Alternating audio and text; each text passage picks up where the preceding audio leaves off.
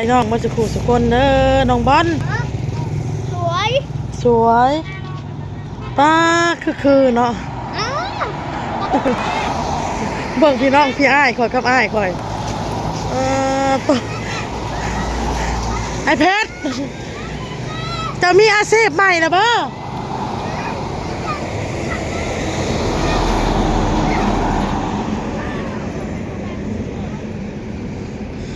ได้อาชีพใหม่นะพ่อวะไอเพชรได้อาชีพใหม่แล้วพี่น้องไอเบิ้ลก็ดูอะไรพี่น้องเลยแล้วละเตาถ่านนะคนใหม่คนฟืนมาใส่แล้วเมื่อแรกนี่เพิ่นสิโบกเตาถ่านมันต้องนั่งกันเท่านั้นพี่น้องเพราะว่ามันจะบ่อันตรายเท่ขนาดเลยไอป้าแบบคือซุปเปอร์แมนเลยว่าจะไปนั่งเงินเราบ่อยนั่งแล้วเราอันตรายแล้วว่ากระแมนแล้วเนาะนั่งข้างในเลยที่แรกอ่ะบอกแล้วเลยว่าย่านมาจะเกิดผิดพลาดเกิดรถเข็นมันหลุดเด้วันนี้เราขึ้นสภาพตอนไปครับรถเข็นเจ้าไก่เบิ้ลสิได้แยกทางกันนะทางเลยแล้วลุงพลบ่เป็นยังได้ใต้หรือที่ไหนสิลงซ้ายหรือลงขวาเป็นบ่แล้วแต่เบิ่งก่อนแล้วเดียวรถโอ้มาแล้วเด้อเก่งขนาดมีปิ้งมีจามได้เด้อมีตูดไก่ปีกไก่เด้อมือนั่นน่ะขาแล้วครับบ่ค่อยมือนั่นน่ะกล่องโฟมเฮามันนั่นเฮาใส่ท้ายรถเมื่อเนาะมันเลยหล่นลงตกลงกันอันน่ะฮะเครื่องคายเฮานะเพิ่นเอิ้นถามเฮาเพิ่นบ่เข้าใจเฮาเพิ่นสารวนเอิ้นลูกมาเอาของนำเฮาอยู่อย่าเผาเอิ้นอย่าเผาถามหน้าน่ะก็ได้เนาะจังแม่นอยากเอิ้นจังแม่นอยากถามน่ะเนาะเอ้ากูถามมึงมาให้กูมึงเป็นบ้าบ่เพิ่นเนาะไอ้เบิ้ลเอาไว้ลูกเตาเต็มเลยนะเบิ้งน่ะแรกกระบอกมาเลยนอนแล้วมาแรกแย่งด้วยนะพอสิแรกเพลงเพิ่นพังอ่ะเพลงเขมรได้เพลงอินโดนีเซียเพลงมันคืนเพลงนั่งพังเพลงนั่งมือจะจูดมือจะจูดไอ้เพชรน่ะเราไปหับเอาลุงเบิ้ลมาเด้อพี่น้องไอ้เบิ้ลเราเอาไม้เข้าเต้าเต็มเนี่ยเราอยากโบกอยากจูดอยากเผาทานบ่แม่นไอ้เพชรเปลี่ยนอาชีพเด้อเก่งหมดเลยนะคันห้องมูมี่นะแม่เนาะเดี๋ยวลุงพาเห็ดได้ทันแม่มาว่าเห็ดได้หมดเลยเป็นไปได้ใครที่เป็นไปแล้วโมเมนต์เรื่องง่ายเรื่องการเล่าขี่รถลากไม่มากพี่น้องว่าถนนมีเล่ามันคืออยู่ไทยนะแม่เนาะต้องชำนาญเลยพี่น้องทำงานอะไรแกไม่งานอะไรพี่น้องเบิ้งรถนี่มันอันตรายนั่นแหละกับหนึ่งมาผัดใส่ไม้มานักเนาะไอ้ลายสีเลี้ยวสีโง่สีโค้งเนาะมันเอ้ยถนนในการเข้ากับลูกกันอยู่บ้างเขานั่นแหละไม่ลงแล้วกันไม่ส่งแป้นให้มูได้น่ะบอกส่งแป้นให้มูคุ้มหาทำไมลงแล้วก็จะเมื่อน่ะเมื่อแป้นไปส่งให้เขาแม่เราบอกอยู่ว่าไปส่งไม้แล้วก็มาโบกแล้วก็เผาเผาแล้วมือแรกมือคนจะได้จูดต้องโบกให้มันแล้วซะก่อนเนาะมันแล้วยังละเอียดตักแน่บ่ได้มือก็แรงคนจะได้จูดเราเนี่ยดูกระหายมา3-4มื้อก็ได้ยกเราเอาอยู่แล้วเราจะไปส่งมูแล้วเอาไม่ไปส่งมูให้ไปส่งมูคนเขาซื้อไปแป้งไปส่งเจ้านี่คอยต้องกลับไปอีกเด้อแล้วอ่ะโอ้ยทุกวันเลยขยันที่พี่น้องยอมเล่าอีเขาขยันที่ส่งแป้งขายแป้งมูคนซื้อไม่แป้งน้ำเพลินไม่แป้งไม่เสร็จเอาเสือยอมแล้วเฮาเฮ็ดน้ำบ่ได้เฮาเราอยากเก็บขายที่เราเฮ็ดงานเราตัดมีตัดแม่แล้วก็อายุหลายเลยเนาะ40แหละ43เลยเด้43ปีเลยได้พี่น้องลุงเบิ้ลก็ได้ไปว่าไอ้ไปนั่งเครื่องไม่ได้บ่ลุงมันคือสิแตกหัวแต่บ่ได้ยานว่าอันตรายแก้วจะไปนั่งรอว่านั่งท้ายรถเฮาบ่อยากคือสภาพแบบเสือกรุดหั่นนะรุดออกจากล้อไอ้เพชรสิไปทางไหนเด้ขอคันแล่นลงข้างทางนี่คือยังมีชีวิตอยู่หรอกแต่คันแล่นเข้ากลางนี่บ่นี่แฮะยังสิว่าลงทั้งคนจะไข้อยู่แล้วเรื่องต้องคนที่ว่าไข้เด้แยกมาสิทางเช็ดเจ้าปัวแม่เลยรถมันหลายดีพี่น้องก็ใส่ซื่อๆอะไรเนี่ยก็เงินน้อยเดียวเนี่ยก็จะถ่ายแต่ว่าอาศัยน้ำหนักมันแย่ลงเด้ล่อแล้วก็จะถ่ายรถซื่อๆอะไร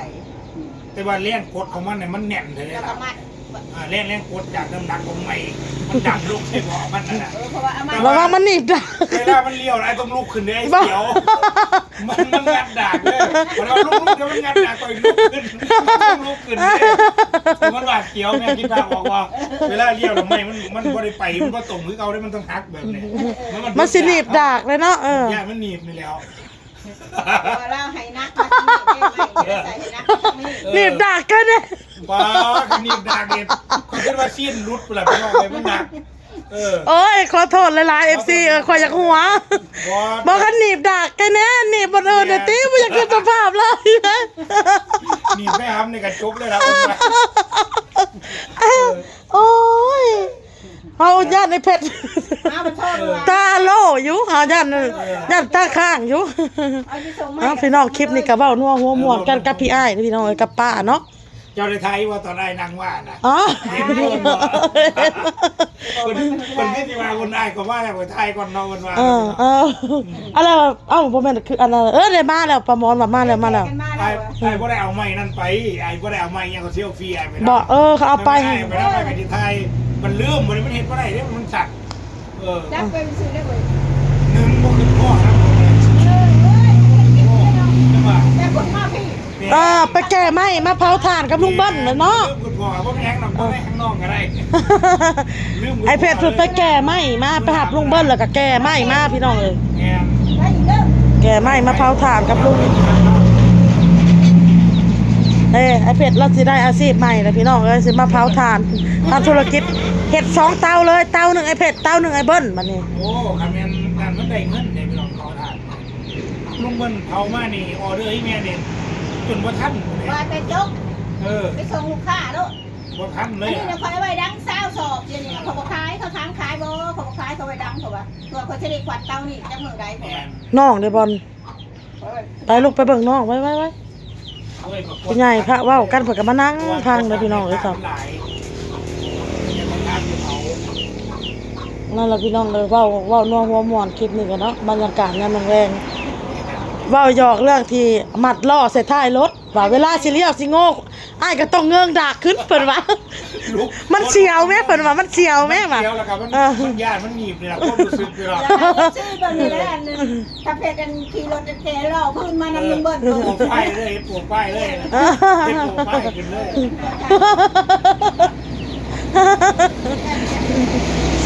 กับ0,000ว่าจะขี่รถล่อพื้นมานำลุงเบิ้ลจะตายเอานั่งเทิงไม้มาเลยถ่ายแล้วเพิ่นสินั่งอยู่เทิงกองไม้เทิงล้อไอ้เบิ้ลแล้วบ่ให้นั่งให้มานั่งอันรถจักรนำยัดเสือกมันรุดละไอ้เบิ้ลอันยัดไอ้เพชรน่ะสิไปเลี้ยวไปทางไหนบัดนี้กับเสือกมันรุดนะบ่อยากขึ้นสภาพเพิ่นเว้าค่ะลุงข้างทางก็ดิเก็บซื่อๆแล้วก็เรียนเขาข้างบนทางนี่ก็คือสิแต่เเพราะว่ารถมันมีกันแซงเลยมีกันแซงเลยเพราะรถมันหลายมันอยู่แล้วนะโอ้หลายอันนี้แหละมันเป็นเส้นทางไปเวียดมันกับ1มามันทาง2 เลน1 เลนเดียวเนาะมันบ่มีถนนสวนกลับแม่นแหละมันบ่คืออยู่ไทยเนาะไทยผันหลายเลนได้แล้วก็มีแต่รถ10 ล้อด้วยเลยพี่น้องนี่จะรถพ่วงรถ10 ล้อรถเลยได้นั่นแหละรถลายมวนพี่น้องตะกายเห็นลุงเห็นเล่าโป๊ะเราขยันขย่อเราถึงเราสิไปนอนเว้นน่ะพักพอดพอเฮ็ดเวียกกลางคืนเด้พี่น้อง1เฮ็ดเวียกกลางคืน1มามันบ่ร้อนมันเย็นอากาศเย็นอากาศดีแล้วเฮาก็บ่ได้ตากแดดเว้นเลยบ่ได้แล้วมันร้อนนั่นแหละกลางคืนอากาศเย็นกับพันเพลงไปนะกลางคืนมนกับจงไซมีออเดอร์พี่น้องยำหมดหรือตำยำเนาะแต่ตะเลียงมาแล้วไผลูกค้าบ่มันจะมีมือขายดีมือขายบ่ดีปะคนกันไปแม่นแหละการขายดีคู่มือมันก็รวยเลยเนาะขายดีคู่มือยังบ่ได้เห็นเงินไม่อีกแล้วนะลูกน้อยไม่อีกแล้วลูกไม่อีกแล้วบ่ได้น้อยนั่นลูกน้อยก็ซื้อน้ำแม่ก็ขึ้นฮอดเรามานางน้ำหวานเราก็งามนะเล็กน้อยแขกเนาะแขกคือคนนั้นคืออันนั้นนะคือคนอินเดียคือแขกคือหยังนี่นะนั่นแหละแม่มันน่ะคือวันลูกนางวันเรางามได้เราก็หน้าคือแม่นะมีเสน่ห์ที่ดวงตาเด้ตาที่สำคัญเด้ตาน้อยไงลงไปเนี่ยมันบ่งบอกตาหัก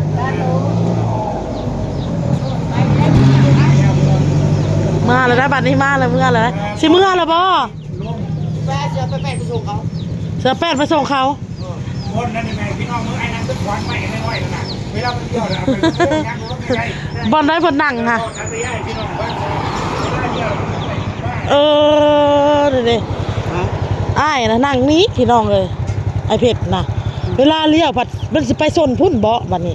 เวลาน่ะมามันมาตรงนี้เฉพาะแล้วเราจะเงิงเนาะไอ้เพชรเพิ่นว่าเวลาเจ้าเลี้ยวเจ้ายังได้เงิงดากขึ้นเพิ่นว่ากินแล้วบ่เข้าค่ะเดี๋ยวกินเขายังพอได้กินเลยสิเอาจ้ามให้กิน ต้องดูดาเอาเข้ามาแล้วว่าเอา นั่นเราอยากขึ้นสภาพจังมา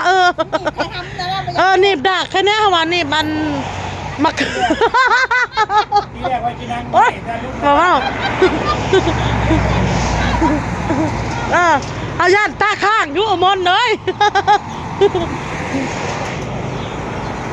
ปวดติดคอ คันไปนี่มันไปนี่แล้วซับเน่าแล้วเจ้าแล้วจะทายาอมนเลย ซ้อมการของเรา ตัวมันนั่ง ไปแล้วพี่น้องไปแล้วเอ้าลาเลยพี่น้องคลิปนี้ลาเลยเด้อพ่อกับคลิปหน้าพี่น้อง